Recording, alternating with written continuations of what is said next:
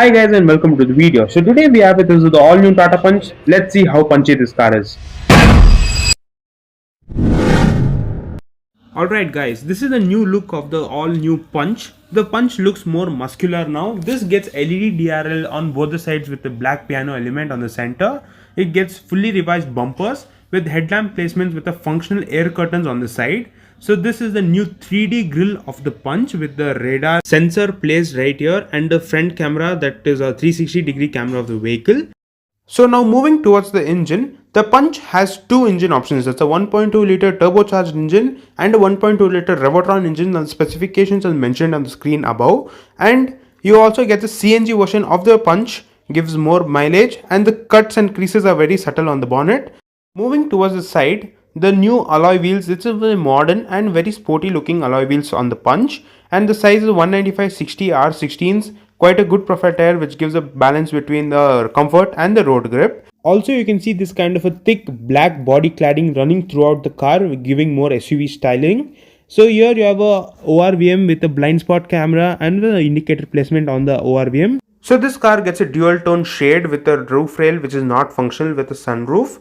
And also moving towards the back, this gets a spoiler type of treatment with a shark fin antenna placed right up there. It has rear wipers with the Rhino badging out here on the windshield.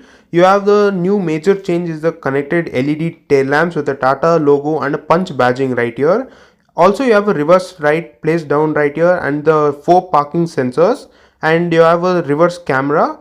So in the boot you get a storage capacity of 366 liters with a parcel tray placed right up here. So under the boot floor you will find a neatly placed space saver spare wheel, and let's close the boot for now. So to close it you have a handle placement right here to close the boot, and let's move towards the side of the vehicle. So talking about the length is around 3876 mm and it has a width of 1742 mm. So moving towards the side you have a petrol lid. This is where the petrol goes in. Here you can observe you have a spring placement which does not let the petrol lid to be open for a longer time. So let's get into the rear seat to check the rear seat comfort. So firstly this gets doors that open 90 degrees wide, quite wide opening doors. So checking about the details on the door, you have these kind of power window controls and a door handle with a tweeter and a speaker placement right on the door. And here you have a decent enough bottle holders. So as you can see, this is how the rear of the car looks. So let's get into the car. So firstly you will notice this kind of a dual tone seat color which is giving a more premium and airy feeling to the cabin. The comfort at the rear is actually quite nice. The seat height is also sufficient and the under thigh support is well maintained. It gets magazine holders on both the sides, 2 AC vents with the blower controls. You have some C-type charging ports and some storage for your phone. So talking about the seats are well cushioned and the dual light and the dark color gives a good contrast, and the metal finish in the center gives a better contrast to the car. This also gets the retractable armrest for better comfort for long drives. So this is how the dash of the car looks, and here you can see the normal sunroof placement of the vehicle. The rear seat of the Punch is surprisingly spacious and comfortable for a car of this size. The major change you have is not in the wheelbase but in the ground clearance, which is increased to 193 mm. And moving towards the driver's side, this actually gets passive entry, there's a request sensors on the driver's side. So moving towards the driver's side, the details on the driver door, you have the same power window controls with the door handle placement, tweeter placement, speakers, and also you have an umbrella and a bottle holder out here. Quite an interesting feature this is. So this is how the driver's side view of the car looks like. So this gets manual seat height adjustment, seat recline controls, as well as a seat sliding bar placed underneath here. Alright, let's get into the driver's side of the vehicle. So firstly the seat is placed upright, giving the more commanding position compared to regular hatchbacks. This gets a clean dashboard with 2 AC vents on the center, an infotainment system, AC vent towards the passenger side. Also you get some kind of a textures or patterns which gives a more nice look to the cabin. On the passenger side you have a big enough glove box.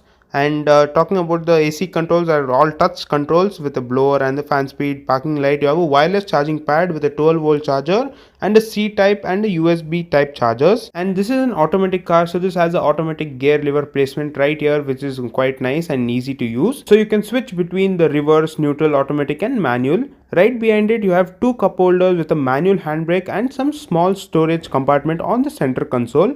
So moving towards the steering, this is a fully leather wrapped steering. It also gets steering mount controls for the audio systems as well as the infotainment system controls. So you also have an instrument cluster, this is semi digital one, and this car also gets paddle shifters, which is quite a nice addition at this price point, with wiper controls on the left and headlamp controls on the right. So this steering is also adjustable for reach, and it has a locking system which is placed right here.